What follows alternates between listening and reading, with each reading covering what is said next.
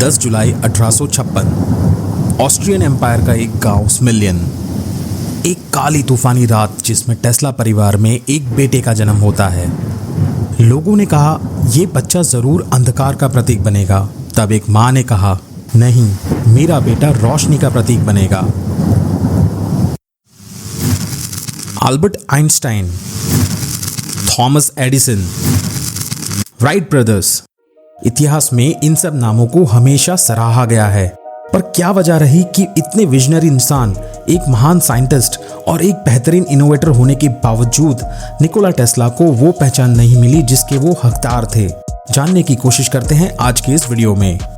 5 साल की उम्र में निकोला टेस्ला ने अपने बड़े भाई को अपनी ही आंखों के सामने मरते हुए देखा था, जब उनके बड़े भाई घोड़े से नीचे गिरकर बुरी तरह जख्मी हो गए थे। आगे जाके टेस्ला ने कई बार इस बात का जिक्र किया था कि कैसे ये विजुअल्स उन्हें जिंदगी भर डराते रहते थे। बचपन से ही टेस्ला एक रेयर मेंटल कंडीशन से जूझ रहे थे। उन्हें किसी भी ऑब्जेक्ट के बारे में सोचने पर या देखने पर उन ऑब्जेक्ट्स की बहुत ही ब्राइट विजुअल्स दिखाई देती थी। ये विजुअल्स इतने ब्राइट और स्ट्रॉन्ग लगते थे कि उन्हें असली और नकली में फर्क समझ नहीं आ पाता था। इमेजिन करके देखिए कि आप कुछ ही सेकंड्स में कुछ ऑब्जेक्ट्स के बारे में सोच रहे हैं। इन सारे ऑब्जेक्ट्स की बहुत ही तेज रोशनी वाले विजुअल्स बार बार आपकी आंखों के सामने आने लगे। बहुत ही स्ट्रेस्ड और डरावना विजुअल्स होगा ये। हालांकि आगे जाके टेस्ला ने अपनी इस मेंटल कंडीशन को अपनी ताकत बना लिया था। समय के साथ साथ प्रैक्टिस और नॉलेज से टेस्ला अपने दिमाग में जो भी इन्वेंशंस के बारे में सोचते थे, उनके ब्लूप्रिंट्स और डायग्राम पहले ही अपने माइंड में क्रिएट कर लेते थे। टेस्ला अपने डिजाइन्स को इतने एक्यूरेटली अपने माइंड में विजुअलाइज कर लेते थे कि उन्हें पेपर पर ड्रॉ करने तक की जरूरत नहीं पड़ती थी। फरवरी 1919 में इलेक्ट्रिकल एक्सपेरिमेंटर आर्टिकल में टेस्ला बताते हैं, मैं दिमाग से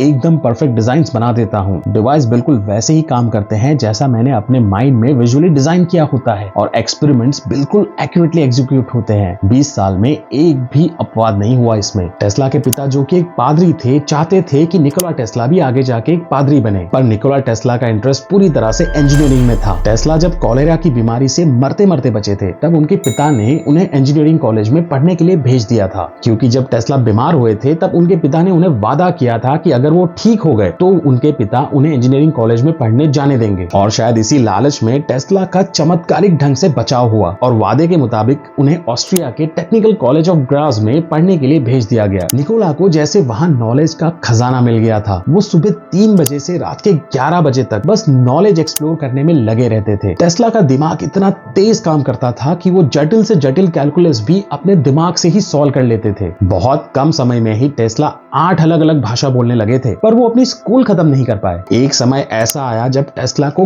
गैम्बलिंग की लत लग चुकी थी। उन्हें स्कूल से ड्रॉप आउट भी होना पड़ा। परिवार को ये सब बातें पता ना चले, इसलिए टेस्ला ने उनके साथ सारे कनेक्शंस तोड़ दिए। हाल ये था कि टेस्ला के करीबी दोस्तों को भी उनके बारे में कोई जानकारी नहीं थी। दोस्तों को लग रहा था कि टेस्ला नदी में तैरने गए थे और वहां शायद डूबने से उनकी मौत हो चुकी है। दरअसल टेस्ला यूरोप आ चुके थे और कुछ समय बाद बुडापेस्ट में एक टेलीफोन कंपनी में एज एन इलेक्ट्रिशियन वो काम करने लग गए थे। इलेक्ट्रिशियन के अपने इस जॉब से टेस्ला को लाइट और इलेक्ट्रिसिटी के बारे में सोचने के लिए और ज्यादा मौका मिला। एक दिन बुडापेस्ट के पब्लिक पार्क में चलते चलते टेस्ला को एक बहुत ही स्ट्रॉन्ग एहसास हुआ। वो सोच रहे थे कि कैसे ऑल्टरनेट करंट सिस्टम से इलेक्ट्रिसिटी को जनरेट कर सकते हैं। ऑल्टरनेट करंट से पावर जनरेशन, टेस्ला का एक ऐसा विजन जो आगे जाके पूरी दुनिया के पावर कंजप्शन में क्रांति लाने वाला था। साल 1882 में टेस्ला थॉमस एडिसन की इलेक्ट्रिक कंपनी जो कि फ्रांस में थी, वहां काम करने के लिए पेरिस में सेटल हो चुके थे। शुरुआती दिनों में टेस्ला घरों की लाइटिंग्स का काम संभाल रहे थे, पर बहुत जल्द उनके मैनेजर ने टेस्ला की काबिलियत को जान लिया था। मैनेजर ने टेस्ला को मोटर और डायनेमो के बनावट और डिजाइन जैसे कॉम्प्लिकेटेड काम देना शुरू कर दिया। कुछ ही समय में टेस्ला पूरे यूरोप में एडिसन कंपनी की अलग अलग ब्रांचेस में कॉम्प्लिकेटेड प्रॉब्लम्स को सॉल्व करने के लिए घूमने लग गए। साल 1884 में टेस्ला के मैनेजर ने उन्हें जॉब ऑफर किया एडिसन मशीन वर्क्स कंपनी में, जो कि न्यूयॉर्क में थी। टेस्ला मान गए और पहुंच गए अमेरिका सिर्फ 4 सेंट्स के साथ। न्यूयॉर्क में टेस्ला को थॉमस एडिसन के साथ काम करने का मौका मिला। शुरुआती दिनों में टेस्ला के मन में एडिसन के लिए काफी अच्छा इंप्रेशन था। एडिसन भी टेस्ला की काबिलियत से बहुत प्रभावित थे। वो कहते थे कि मैंने आज तक बहुत सारे असिस्टेंट्स के साथ काम किया है, पर टेस्ला उनमें सबसे ज्यादा काबिल है। हालांकि ये म्यूचुअल रिस्पेक्ट ज्यादा समय तक नहीं चल पाई। दोनों में इलेक्ट्रिसिटी को कैसे कंटेन और डिलीवर किया जाए इस मेथड पर डिफरेंसेस आने लगे। डिफरेंसेस इतने बढ़ गए थे कि दोनों एक दूसरे के कट्टर विरोधी बन गए थे। Thomas Edison direct current system को प्रेफर करते थे। डीसी सिस्टम में इलेक्ट्रिक चार्ज सिर्फ एक ही डायरेक्शन में फ्लो कर सकती है। दूसरी तरफ टेस्ला पहले से ही ऑल्टरनेट करंट सिस्टम के फेवर में थे। एसी सिस्टम से इलेक्ट्रिक चार्ज के डायरेक्शन को बार बार चेंज किया जा सकता था। स्टेबल इलेक्ट्रिसिटी सप्लाई के लिए इलेक्ट्रिक चार्ज का डायरेक्शन कंट्रोल वे में बदलता रहे, ये बहुत जरूरी होता है। इसका सीधा मतलब ये है कि एसी सिस्टम ज्यादा से ज्यादा पावर ज्यादा दूरी तक ट्रांसमिट करने के लिए बहुत ही कैपेबल है और आज के दिन तक हमारे घरों के छोटे बड़े सारे अप्लायंसेस को इलेक्ट्रिक सप्लाई देने के लिए यही सिस्टम जिम्मेदार है। एडिसन का डीसी सिस्टम बहुत ही कम दूरी तक छोटी लाइट्स को ऑपरेट करने के लिए काम आ सकता था। एडिसन भी एसी सिस्टम के फायदे को समझ चुके थे, लेकिन इन्होंने इस पे ज्यादा ध्यान नहीं दिया क्योंकि एसी सिस्टम को बढ़ावा देने से डीसी सिस्टम पे चलने वाली चीजों की सेल्स में भारी गिरावट आ सकती थी और डीसी सिस्टम के सारे पेटेंट्स थॉमस एडिसन के नाम पे थे। और इसी से हम समझ सकते हैं कि थॉमस एडिसन सिर्फ और सिर्फ अपना फायदा देख रहे थे, ना कि आम लोगों का, जिनको सस्ते में ज्यादा से ज्यादा पावर मिल सकती थी एसी सिस्टम की बदौलत। टेस्ला के अनुसार एडिसन के मैनेजर ने टेस्ला को $50,000 का ऑफर दिया था डीसी सिस्टम्स पे चलने वाली मशीन्स को इम्प्रोवाइज करने के लिए, लेकिन मदद करने के बाद भी मैनेजर ने टेस्ला को पैसा देने से मना कर दिया। इतनी जिल्लत के बाद टेस्ला ने एडिसन कंपनी को छोड़ दिया और साल 1885 में अपनी खुद की ही इलेक्ट्रिकल कंपनी शुरू कर दी। टेस्ला ने एक के बाद एक बहुत सारे इन्वेंशंस किए और अपनी कंपनी के नाम पे पेटेंट किए, पर बहुत जल्द टेस्ला को अपनी ही बनाई हुई कंपनी से बाहर जाना पड़ा। टेस्ला कंपनी के इन्वेस्टर्स ने कंपनी में इन्वेस्ट करने से पहले कुछ कंडीशंस रखी थी। इन्वेस्टर्स अपनी इन्वेस्टमेंट के बदले टेस्ला कंपनी को ओन कर सकते थे और उसके साथ साथ सारे पेटेंट्स को भी। पेटेंट्स के बदले में टेस्ला को कंपनी के स्टॉक्स दिए गए, पर तब उन स्टॉक्स की वैल्यू ना के बराबर थी। माना जाता है कि ये सारी प्लॉटिंग और प्लानिंग थॉमस एडिसन ने की थी। कुछ ही समय में टेस्ला की हालत ऐसी हो गई थी कि अपने गुजारे के लिए उन्हें मजदूरी तक करनी पड़ी, पर बहुत जल्द उनकी किस्मत बदल गई। साल 1887 में टेस्ला ने इंडक्शन मोटर का डिजाइन डेवलप कर दिया था। इंडक्शन मोटर एक एफिशिएंट रास्ता था इलेक्ट्रिसिटी को मैकेनिकल पावर में कन्वर्ट करने का, और इस सिस्टम का मॉडर्न वर्जन हम आज भी टेस्ला कार्स में देख सकते हैं। और यही वजह रही कि एलोन मस्क ने अपनी कार कंपनी का नाम अपने क्रिएटर के ऊपर से रखा, टेस्ला। टेस्ला ने इंडक्शन मोटर का पेटेंट कर लिया और अगले ही साल American institute of electrical engineers में एग्जिबिट किया। एग्जीबिशन में इस इंडक्शन मोटर ने जॉर्ज वेस्टिंगहाउस का ध्यान अपनी तरफ खींचा। थॉमस एडिसन के बाद जॉर्ज वेस्टिंगहाउस इलेक्ट्रिकल मार्केट में सबसे बड़े प्लेयर थे उस समय। वेस्टिंगहाउस भी टेस्ला की तरह एसी सिस्टम के फेवर में थे। वेस्टिंगहाउस को यकीन हो गया था कि उनकी कंपनी के एसी सिस्टम के लिए टेस्ला की बनाई हुई एसी मोटर सबसे ज्यादा कंपेटेबल होगी और इससे वेस्टिंगहाउस एडिसन के डीसी सिस्टम के सामने मजबूती से खड़े हो पाएंगे। टेस्ला ने तुरंत ही अपनी एसी मोटर सिस्टम का पेटेंट वेस्टिंगहाउस को $60,000 में बेच दिया। टेस्ला को वेस्टिंगहाउस कंपनी के स्टॉक्स और एसी मोटर सिस्टम्स की लाइफ टाइम रॉयल्टीज मिली। साथ ही में वेस्टिंगहाउस ने टेस्ला को अपनी कंपनी में एज ए कंसल्टेंट भी हायर किया था $2,000 पर मंथ के हिसाब से। आज के दिन में ये वैल्यू तकरीबन $50,000 पर मंथ जितनी होगी। जल्द ही एक बहुत बड़ा करंट वॉर स्टार्ट हो गया एसी और डीसी सिस्टम के बीच में, और एडिसन इस बात से बहुत चिढ़ चुके थे। एडिसन ने काफी ट्राई किया वेस्टिंगहाउस की कंपनी को गिराने के लिए। एडिसन को पता था कि जल्द ही एसी सिस्टम को बंद नहीं किया गया तो बहुत जल्द पूरा का पूरा मार्केट एसी सिस्टम की तरफ जाने लगेगा और डीसी सिस्टम बंद हो जाएगा। एडिसन तब बहुत ही अनएथिकल चीजें करवाने लगे। उन्होंने सीक्रेटली फंड करके इलेक्ट्रिक शॉक चेयर्स बनवाई जो एसी सिस्टम पे काम करती थी, सिर्फ ये साबित करने के लिए कि ये चीज कितनी खतरनाक हो सकती है। साल 1903 में अपनी सारी हदें पार करते हुए एडिसन कंपनी के लोगों ने सर्कस के एक हाथी के ऊपर फिल्म बनाई जिसका नाम टॉप्सी था, जिसमें उन्होंने हाथी को इलेक्ट्रिक्यूट किया और उस फिल्म को इलेक्ट्रिक्यूट एन एलिफेंट नाम से पब्लिकली शोकेस करने लगे। इन सब के बावजूद टेस्ला और वेस्टिंगहाउस अपना रास्ता बनाते चले गए। पहले से ही दबाव में चल रहे एडिसन और उनकी नई कंपनी जनरल इलेक्ट्रिकल्स ने साल 1893 में खुद को बूस्ट करने के लिए वर्ल्ड्स कोलंबियन एक्सपो ऑर्गेनाइज किया। ओकेशन इतना खास था कि इसमें तकरीबन 2,70,00,000 से भी ज्यादा लोगों ने विजिट किया था, और ये पहली बार हुआ था जब इतनी बड़ी संख्या में लोगों को भरोसा हो चुका था कि अब एसी सिस्टम ही पावर सप्लाई का भविष्य बनेगा। टेस्ला की सफलता को एक नई ऊंचाई तब मिली जब उन्होंने एडिसन की जनरल इलेक्ट्रिक कंपनी को पछाड़ते हुए दुनिया का पहला एसी पावर प्लांट डेवलप किया नायग्रा फॉल्स के ऊपर। हाइड्रो इलेक्ट्रिक पावर स्टेशन एक बहुत ही बड़ी सफलता थी जिसने न्यूयॉर्क और बफेलो जैसे बड़े शहरों को पावर सप्लाई किया था। इस सफलता के साथ ही टेस्ला रिन्यूएबल एनर्जी के पायनियर बन गए। उनके सम्मान में टेस्ला का स्टैच्यू आज भी नायग्रा फॉल्स पे मौजूद है। टेस्ला और वेस्टिंगहाउस अब ये करंट वॉर जीत रहे थे और डीसी सिस्टम पूरी तरह खत्म होने वाला था। हालांकि इतने बड़े स्केल पर ग्रो होने के बावजूद वेस्टिंगहाउस कंपनी $10 मिलियन के घाटे में जा चुकी थी। साल 1897 में वेस्टिंगहाउस कंपनी को बचाने के लिए अपने दोस्त टेस्ला के पास जाते हैं मदद मांगने के लिए, इस उम्मीद में कि टेस्ला अपनी रॉयल्टीज को अगर कम कर दे तो कंपनी बंद होने से या दिवालिया होने से बच जाए। दोस्तों इमेजिन करिए तब टेस्ला ने क्या किया होगा। टेस्ला ने दोस्ती निभाई और अपने सारे एग्रीमेंट से बैक स्टेप कर लिया। टेस्ला खुद को लकी मानते थे। जब किसी ने उनका साथ नहीं दिया तब वेस्टिंगहाउस ना सिर्फ उनके साथ खड़े रहे बल्कि उनको पूरी तरह सपोर्ट किया। टेस्ला ने लगभग $12 मिलियन की रॉयल्टीज को जाने दिया था, आज के दिन जिसकी वैल्यू लगभग $300 मिलियन होती। अगर टेस्ला रॉयल्टी कॉन्ट्रैक्ट पे बने रहते तो वो कुछ ही समय में दुनिया के सबसे अमीर इंसान बन जाते और आगे जाके दुनिया के पहले बिलियनर भी बन जाते। दोस्ती की ऐसी मिसाल देकर टेस्ला ने वेस्टिंगहाउस को टूटने से बचा लिया, जिसके बदले में वेस्टिंगहाउस ने टेस्ला को $2,16,000 पे किए थे और टेस्ला से अल्टरनेट करंट सिस्टम के लाइफ टाइम यूज का पेटेंट खरीद लिया था। आगे जाके टेस्ला ने बहुत सारे इंडिपेंडेंट लेबोरेटरीज बनाए अपने फ्यूचर प्रोजेक्ट्स के लिए। टेस्ला ने बहुत सारे इन्वेंशंस किए और 300 से भी ज्यादा पेटेंट्स अपनी कंपनी के नाम पे किए। वो टेस्ला ही थे जिन्होंने नियॉन लाइटनिंग का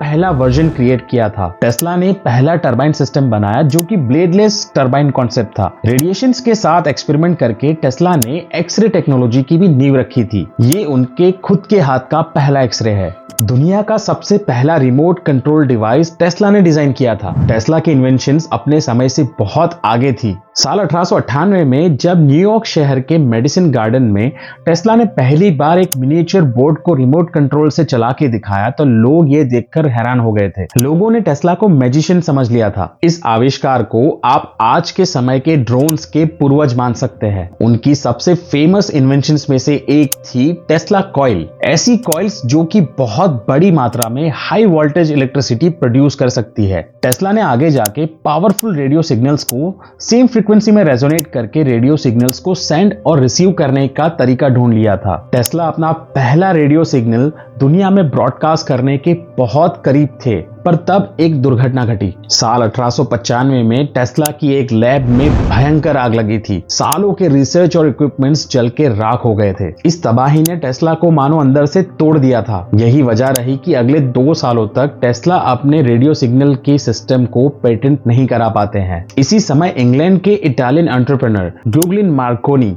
वो भी रेडियो सिग्नल सिस्टम पे रिसर्च कर रहे थे। मार्कोनी ने अपने रेडियो सिग्नल सिस्टम को यूएस में पेटेंट करवाना चाहा, पर टेस्ला के डिजाइन से बहुत ज्यादा सिमिलरिटी होने की वजह से ऑफिशियली उनका एप्लीकेशन रिजेक्ट कर दिया गया। इस दौरान टेस्ला बहुत ही मुश्किल से अपनी लैब्स को फिर से एस्टैब्लिश करने में जुटे हुए थे, पर चीजें उनके लिए और ज्यादा बिगड़ी जब साल 1901 में मार्कोनी दुनिया का पहला रेडियो सिग्नल ब्रॉडकास्ट करने में कामयाब हो जाते हैं, जिसमें मार्कोनी ने टेस्ला के 17 से भी ज्यादा पेटेंट्स का इस्तेमाल किया था। आगे जाके ये चीज भी सामने आई कि मार्कोनी को थॉमस एडिसन फाइनेंशियली सपोर्ट कर रहे थे। टेस्ला को मार्कोनी की अचीवमेंट से कभी कोई दिक्कत नहीं थी, पर साल 1904 में यूनाइटेड स्टेट्स पेटेंट ऑफिस अचानक से अपने पहले दिए हुए स्टेटमेंट से पलट जाती है और वो मार्कोनी को रेडियो की खोज का पेटेंट अवार्ड कर देते हैं। हैरानी की बात यह है कि टेस्ला को कभी भी इस चीज का कारण या एक्सप्लेनेशन नहीं बताया गया, पर मार्कोनी को मिल रहे एडिसन की जबरदस्त फाइनेंशियल सपोर्ट से हम समझ सकते हैं कि ये सब क्यों हुआ होगा। मार्कोनी को फिजिक्स में अपने योगदान के लिए नोबेल प्राइज भी मिला था। ये बिल्कुल साफ था कि मार्कोनी की सफलता के पीछे टेस्ला के सालों का रिसर्च और मेहनत थी। टेस्ला ने इसका गंभीरता से विरोध किया और मार्कोनी के ऊपर केस भी कर दिया था। सालों तक ये कोर्ट केस चलता रहा और टेस्ला की मृत्यु के कुछ सालों बाद ये केस टेस्ला के फेवर में गया। मरने के बाद ही सही पर टेस्ला को इंसाफ मिला। पहले आग से हुई बर्बादी और फिर मार्कोनी के साथ ये रेडियो इंसिडेंट, इन सब ने टेस्ला के आने वाले करियर को भी बहुत इंपैक्ट किया था। For example